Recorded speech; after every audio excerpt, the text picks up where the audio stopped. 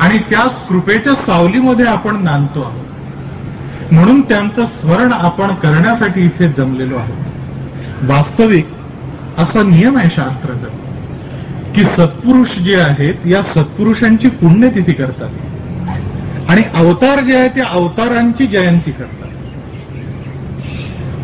मग आपण स्वामी महाराजांची जयंती का करतो? याला सिद्धशास्त्रामध्ये सिद्ध संप्रदायामध्ये उत्तर आहे की हे जे आहेत हे योगमायेचे अवतार आहेत आणि हे जे महापुरुष आहेत हे महापुरुष त्या योगमायेच्या लीलेनी नांदणारे आहेत. त्यांचं जे स्थूलत्व आहे ते भासमात्र आहे. म्हणून माऊलींनी एका ओळीमध्ये स्पष्ट 2 भाग करून सांगितलेले आहेत अशा महापुरुषांबद्दल. काय ते म्हणतात? ते चालते ज्ञानाचे बिंब, तयाचे अवयव ते सुखाचे कोंभ, येर माणूसपणा ते भांब लौकिक भाग. 2 भाग स्पष्ट सांगितले की एक त्यांच्यापाशी जो परंपरा शक्तीचा भाग असतो तो भाग असा असतो की चालते ज्ञानाचे बिंब, मूर्तिवंत ज्ञान चालतं त्यांच्या रूपाने. तयाचे अवयव ते सुखाचे कोंभ, याचे जे आविष्कार असतात ते महासुखाचे कोंब असतात. कारण असं त्यांची योग्यता इतकी असते. तो म्हणे तेथर आहे महाबोध. त्यांनी ज्याच्या ठिकाणी म्हटलं त्याच्या ठिकाणी तो महाबोध प्रकट होतो. विपाये जरी आठवला चित्ता तरी दे आपुली योग्यता, हे असो तया ते प्रशंसिता लागू आखी, अशी योग्यता आहे त्यांची. हा जो भाग आहे हा आपण सद्गुरू म्हणून गृहीत धरायचा आणि एक भाग जो आहे तो भाग आपण सोडून द्यायचा. तो भाग स्पष्ट सांगतात की येर माणूसपण ते भांब लौकिक भागू. त्यांचा लौकिक देह जो आहे, स्थूल देह जो आहे तो भाग भांब आहे, भ्रममात्र आहे, सोडून द्यायचा आहे. या संतांचं देह प्रारब्ध बघू नये म्हणून प्रत्येक संतांनी सांगितलेलं आहे की देहपाताच्या वेळेला जवळ कोणी राहू नका. शास्त्रीय आहे की महापुरुषांचा अस्त होताना त्यांचा देहपात होताना बघू नये. कारण काय हा लौकिक भाग झाला, ते आहेत काय गेलेत काय हा भ्रम आहे, ते नित्य आहेत. माऊलींनी सुंदर वर्णन केलं. का झाकलीये घटीचा दिवा नेणी जे काय जाहला केव्हा, येणे रीती जो पांडवा देहाठी. जे मूळ तत्व होतं ते तत्वातच मिसळलं. तिथे काय आलं आणि काय गेलं हा व्यवहार येण्या जाण्याचा तिथे नाहीच. जन्म मृत्यूचा व्यवहार या महापुरुषांना नाही. हे त्या जन्म मृत्यूच्या व्यवहाराच्याही पलीकडचे आहे. हा एक भाग झाला. आणि दुसरा भाग असा आहे की सिद्ध संप्रदायाची अशी मान्यता आहे की अवतार कोणाला म्हणावं? ज्या जीवाच्या ठिकाणी शक्तीचे प्रकटीकरण होत जातं त्याला शब्द वापरला स्फोट. शक्तीचा स्फोट होत जातो. तो ज्या ज्या प्रमाणात होत जातो त्या त्या प्रमाणात तो अवतार होतो. तो जीव हा स्फोट थोड्या प्रमाणात झाला तो विकलावतार आहे. ज्यांना गुरुकृपेने दीक्षा प्राप्त झालेली आहे, हे महायोग साधन प्राप्त झालेलं आहे, ते सगळे विकला अवतार आहेत या संप्रदायाच्या नुसार.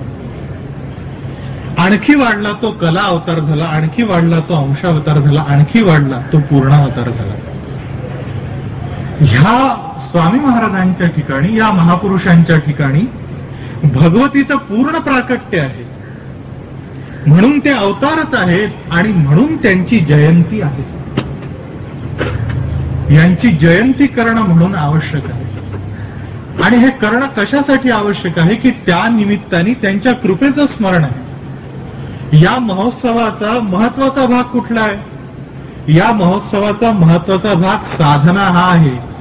या महोत्सवाचा महत्वाचा भाग भोजन हा नाही. या महोत्सवाचा महत्वाचा भाग प्रसाद हा नाही. तुम्ही आम्ही ज्याला महाप्रसाद म्हणतो हा महाप्रसाद संतांना अभिप्रेत नाही. संतांना महाप्रसाद कुठला अभिप्रेत आहे? संतांना संतांचं उच्छिष्ट जे आहे तो महाप्रसाद म्हणतात. त्याला पायाचे उशिटे लादले. आणि उच्छिष्ट कशाला म्हटलंय त्यांनी? जी भगवती शक्ती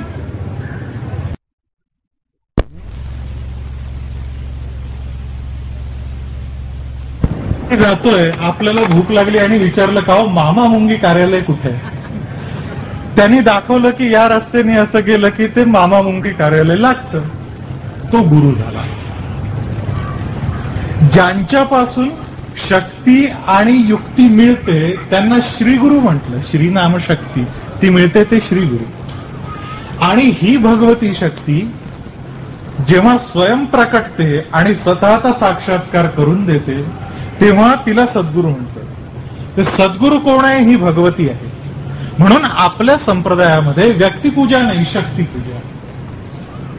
आणि या शक्तीचं प्रकटीकरण हे चरणांपासून आहे. त्या सद्गुरूंच्या जे त्या शक्ती स्वरूप झाले त्यांनाही आपण सद्गुरू म्हणतो. यांच्या चरणापासून प्राकट्य आहे त्याचं, म्हणून चरणांची पूजा आहे, पादुकांची पूजा. इथे स्वामी महाराजांच्या चरण पादुका आहेत. इथं स्थूल विग्रहाला महत्व नाही, त्यांच्या स्थूल देहाला स्थूल आकाराला महत्व नाही, चरणांना महत्व आहे. कारण असा नियम आहे की भगवंतांच्या आणि महापुरुषांच्या सत्पुरुषांच्या चरणाद्वारे शक्ती मिळते. ही कुठल्या चरणांद्वारे मिळते? ही शक्ती त्यांच्या तळपायांद्वारे मिळते. या महापुरुषांच्या तळपायांमध्ये परमार्थ आहे आणि वरच्या पावलाच्या भागामध्ये प्रपंच आहे. आपण डोकं कुठे ठेवतो विचार करा. आपण त्यांच्या पावलांवर डोकं ठेवून प्रपंच मागतो, परमार्थ नाही. म्हणून भगवंतांचं जे ध्यान आहे, देहुडा चरणू वाजवितो वेणू गोपिका रमणू स्वामी माझा आहे. त्या भगवंतांचा चरण देहुडा आहे. एक पाय असा ठेवला आणि एक पाय असा तिरका ठेवलेला आहे. तो एक पाय सरळ ठेवलेला आहे, जिसको जो भी चाहिए ले जाओ उठाकर. याच्यासाठी तो पाय आहे की ज्याला काय पाहिजे ते घेऊन जायचं. मावा म्हणायचे या देवांना देव का म्हणायचं? त्याला मागितलं की लागलीच लेव म्हणतो म्हणून त्याला देव म्हणायचं. त्याला देव म्हटलं की तो म्हणतो लेव. म्हणून एक पाय सरळ ठेवलेला आहे. आणि जे भक्त आहेत त्यांना हा गुंता नकोय बाकीचा काही. ज्यांना केवळ भगवंतांची कृपा हवी आहे त्यांच्यासाठी तो देवडा चरण ठेवलेला आहे की या चरणातून कृपा आहे. संतांची चरित्र वाचली तर ही गोष्ट प्रकर्षाने जाणवेल. चैतन्य महाप्रभूंच्या चरित्रात असा प्रसंग आहे, तो वाचा काळजीपूर्वक म्हणजे लक्षात येईल. त्यांच्या चरणातून कृपा प्रसाद आहे, त्यांच्या चरणांद्वारे कृपा प्रसाद आहे. म्हणून या महापुरुषांची कृपा प्राप्त करून घेण्यासाठी त्यांची चरणसेवा करायची. आणि या चरणसेवेची गोडी इतकी अवीट आहे की संत परत सांगतात की घेईन मी जन्म याचीसाठी देवा तुमची चरणसेवा साधावी. दुसरं काही नको, कितीही वेळा जन्माला घाला, ही चरणसेवा करून घ्या म्हणजे झालं. कारण त्यांना माहिती आहे की ही चरणसेवा घडली की कृपा झाली, आणि कृपा झाली की स्वामी महाराजांनी सांगितलेला दुसरा सिद्धांत वो मुक्ती देकर ही रहेगी. एकदा का तिने त्या जीवाला ताब्यात घेतलं की त्याला मुक्ती देऊनच राहील, एरवी ती गप्प राहणार नाही. एक सुंदर दृष्टांत त्याला महाराजांनी दिला, गुळवणी महाराजांनी, की इतर मार्गांमध्ये आणि या मार्गांमध्ये भेद कसा आहे. की कल्पना करा एका टेकडीवर मंदिर आहे, या मंदिरात तुम्हाला जायचंय आणि वाट जी आहे ती काट्याकुट्यांनी भरलेली गच्च अशी वाट आहे. या वाटेने तुम्हाला जायचंय आणि तुम्हाला पायी चालताना श्रम होणार आहे, तुम्हाला अनवाणी जायचंय का. हे एक दृश्य. आणि दुसरं दृश्य असं आहे की एक आई आपल्या लेकराला कडेवर घेते आणि अलगद त्याला त्या मंदिरात घेऊन जाते. या लेकराला काय करायचंय? त्याला फक्त एवढंच करायचं की त्या आईला अनन्य शरण राहायचं, अनन्य शरण राहायचं. मग त्याला पाना देण्याची जबाबदारी तिची, त्याचे देहधर्म बघण्याची जबाबदारी तिची, त्याचं हित बघण्याची जबाबदारी तिची. म्हणून एका वाक्यात तुकाराम महाराजांनी सांगितलं, लेकुराचे हित जाणे माऊलीचे चित्त, ऐसी कळवळ्याची जाती करी लाभाविण प्रीती. अशी ती भगवती अलगद त्या जीवाला घेऊन जाते, परमात्म्याकडे अलगद घेऊन जाते. पण इथे महत्वाचा भाग आहे की त्यांनी अनन्य शरण राहायला पाहिजे. मामा सुंदर दृष्टांत द्यायचे, ते म्हणायचे अहो हा शक्तिपात योग मार्ग कसा आहे, हा कृपा मार्ग कसा आहे की तुम्हाला तिकीट काढून गाडीत बसून दिलेला डब्यामध्ये. ही गाडी तुम्हाला मुक्कामाला नेणारच आहे आज ना उद्या. तर तुम्ही काय करायचंय? शांतपणे बसून राहायचंय, फार तर खिडकीतून बाहेर बघायचं, काय दृश्य दिसतात ती. तुम्हाला ती गाडी कोण चालवते, कोण ड्रायव्हर आहे, ती गाडी कुठल्या स्टेशनांवर थांबते, आजूबाजूला काय दिसतंय, ह्या नसत्या उठाठेवी करायच्या काय? म्हणून त्यांना कोणी अनुभव सांगायला आले की ते ऐकायचे नाही. ते म्हणायचे ठेव, तो लिहून ठेव तुझ्याजवळ, साधन कर म्हणजे झालं. कारण ते सांगायचे, अरे गाडी आपण जातो प्रवासात, वाटेमध्ये कैक मैलाचे दगड मागे जाताना दिसतात. तुम्ही असं करता का की गाडीतून उतरलो तो दगड आणून कुरवाळून ठेवला हृदयापाशी? असं कधी करतो का? कधीच नाही. बघून सोडून देतो. तसं यामध्ये जे बघता ते सोडून द्यायचं तुम्ही. बरं, गाडी एखाद्या स्टेशनला थांबली, स्टेशनवर उतरण्याचा मोह झाला, तर मामांना हा दृष्टांत देत असताना एका साधकाने विचारलं की मामा, मोह झाला आम्हाला, वडेवाला दिसला स्टेशनवर आणि वडा खावाचा मोह झाला स्टेशनवर. तसं साधना करत असताना काही प्रापंचिक मोह आडवा आला, काय करावं? मामा म्हणाले ठीक आहे, उतर आणि वडा खाऊन परत आत येऊन बस, पण तिथे वड्याचा स्टॉल टाकून बसू नको. तसं आलंय प्रपंचाने, कारण देह प्रारब्ध आहे. म्हणून तुकाराम महाराज सांगतात, ठेविले अनंते तैसे की राहावे, चित्ती असो द्यावे समाधान. अनंते ठेविले, तो देव काही ठेवत नाही कोणाला. त्याला ठेवायचं झालं तर सगळ्यांना सारखं ठेविल, तो देव ठेवत नाही. मावा म्हणायचे ठेविले अनंते म्हणजे तुमच्या अनंत जन्मांच्या अनंत कर्मांनी जसं ठेविले तसं राहावं. आणि चित्ती असो द्यावे समाधान. मात्र त्या सद्गुरूंना अनन्य शरण जाऊन चित्तात समाधान असू दे, चित्तात समाधान असू दे. का? की आज ना उद्या माझं गंतव्य जे ते मी प्राप्त करणारच आहे, त्यांच्या कृपेने मला ते मिळणारच आहे आणि त्यांच्या स्वरूप मी होणारच आहे. म्हणून माऊलींनी स्पष्ट सांगितलं की ऐसे असं गुरुकृपा प्राप्त झाल्यानंतर सदभ्यास करून, तेवी सदभ्यासे निरंतर चित्तासी परमपुरुषाची मोहर लावी, मग हे शरीर जावो अथवा राहो.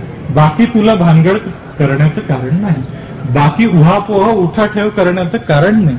तू काय करता? सदभ्यास कर आणि तो निरंतर कर. हा महत्वाचा भाग आहे. अनेक साधक मी बघतो, ह्यांना गुरुपौर्णिमेच्या दिवशी एकदा साधना केली की पुढली गुरुपौर्णिमा उगवते साधनेला. आमच्याकडे एक आले होते साधक मामांकडे. मामांना म्हणाले, मामा साधन बुडतो रोज वेगवेगळ्या ऑफिसच्या कामांमुळे, काय करू? मामा म्हणाले, शिक्षा स्वतःला. ज्या दिवशी साधन बुडलं त्या दिवशी जेवायचं नाही, रात्री दूध पिऊन राहायचं रात्री. तो 6 महिन्यांनी मामांना भेटला. परत मामा म्हणाले, का रे काय चाललंय तुझं? तो म्हणाला, काय नाही महाराज, मामा वजन कमी झालं. म्हटलं 6 महिने रोज मी दूध पिऊन राहतो. हे सांगितलं कशासाठी करतोय काय तो? याला नाही. म्हणून त्यांनी पद वापरलं निरंतर. ते अखंड साधन पाहिजे, निरंतर पाहिजे, न चुकता झालं पाहिजे आणि प्रेमाने झालं पाहिजे. आणि हे जे प्रेम आहे हे त्या सद्गुरु कृपेचा आविष्कार आहे. कारण नारदांनी सांगितलं ही शक्ती कशी आहे, तर 7 वस्मिन परमप्रेम रूपा, अमृत स्वरूपाच्या. ज्याच्या ठिकाणी प्रकट झाली त्याला अमृत स्वरूप करून सोडते आणि ज्याच्या ठिकाणी प्रकट झाली त्याच्या ठिकाणी आधी सद्गुरु प्रेमाच्या रूपाने प्रकट होते आणि तेच प्रेम पुढे हरिप्रेमामध्ये परिणत होते. म्हणून आपल्याला स्मरण करायचं या जन्मशताब्दी निमित्त ते स्वामी महाराजांच्या प्रेमाचं, त्यांच्या कृपेचं. त्यांची ही अहैतुकी कृपा आहे, त्यांची ही परमकरुणा आहे की यांची करुणा झाली नसती, यांची कृपा झाली नसती तर आज आपली काय अवस्था असती विचार करा. आपण असंच भटकत राहिलो असतो. म्हणून त्यांची कृपा आपल्यावर अशीच नित्य राहो. त्यांच्या कृपेने हे साधन निर्वेध पार पडो आणि त्यांच्या कृपेने याच देहात सोनियाचा दिवस बघायला मिळो अशी त्यांच्या चरणी प्रार्थना करतो आणि ही सेवा त्यांनाच अर्पण करतो. पुंडलिक वरदे हर विठ्ठल श्री ज्ञानदेव तुकाराम विठ्ठल विठ्ठल. पुंडलिक वरदे हर विठ्ठल श्री ज्ञानदेव तुकाराम, पंढरीनाथ महाराज की जय, सद्गुरु लोकनाथ तीर्थ स्वामी महाराज की जय, अवधूत चिंतन श्री गुरुदेव. जन्मशताब्दी महोत्सवानिमित्त स्वामी परिवारातूनच लोकनाथ तीर्थ स्वामींनी पूजनीय गोवणी महाराजांना शक्तिपात दीक्षितची शक्ती दिली. गोवणी महाराजांनी मामा देशपांडेंना दिली, मामा देशपांड्यांनी शिरीषदादा कवडेंना दिली आणि आज त्यांच्या ओघवती वाणीतून अमृत वाणीतून या साधनेविषयी प्रवचन आपण सर्वांनी ऐकलेलं आहे. या नाशिककरांच्या वतीनं आणि या आश्रमाच्या वतीनं मी कृतज्ञता व्यक्त करतो आणि आमच्या कृतज्ञतेचे प्रतीक त्यांनी ते स्वीकारावं. स्वामी शिवम तीर्थांनी त्यांना हे द्यावं अशी मी त्यांना विनंती करतो.